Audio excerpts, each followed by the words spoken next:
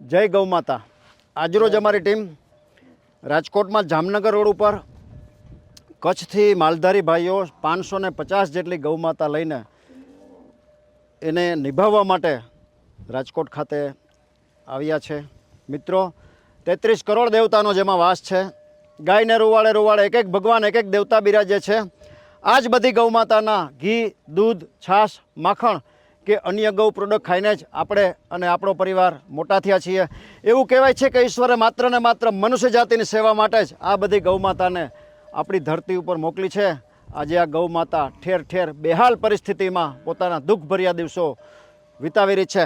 આ 22 જેટલા માલધારી ભાઈઓ કચ્છથી 200 કિલોમીટર દૂરથી આ બધી ગૌ માતાના પોષણ માટે, એને ખવડાવવા માટે રાજકોટની મહેમાન બનીને આ બધી ગૌ માતાને લઈને આવ્યા છે।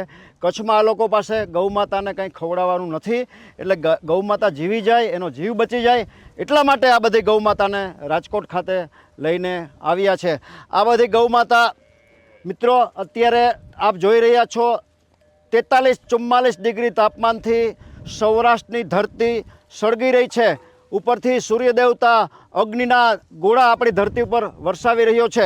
માણસોને અને પશુ પક્ષીઓને કંઈ ચેન પડતું નથી, એવામાં આપ જોઈ રહ્યા છો 44 ડિગ્રી તાપમાનમાં આ બધી ગૌ માતાને રહેવા માટે તો કંઈ વ્યવસ્થા છે જ નહીં, આપ જોઈ શકો છો, પણ એનું પેટ પણ ભરાયેલું નથી। આ બધી ભૂખના ભાંભરડા નાખતી ગૌ માતા માટે આ બધા માલધારી ભાઈઓને ઘાસની જરૂરિયાત છે।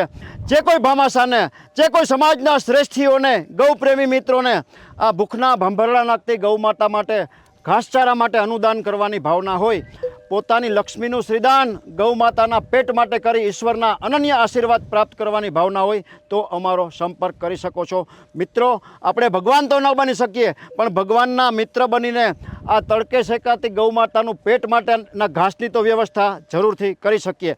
વિશેષ માહિતી માટે મોબાઈલ નંબર 9825077306। ભૂખના ભાંભરડા નાખતી ગૌ માતાની વ્યથા, 44 ડિગ્રી તાપમાનમાં ભઠ્ઠામાં સળગતી આ ગૌ માતાની વ્યથા અન્ય લોકો સુધી પહોંચે એ માટે આપ જરૂરથી આ પુણ્યનો પ્રયાસ કરજો, પુણ્યનું કામ કરજો। ધન્યવાદ।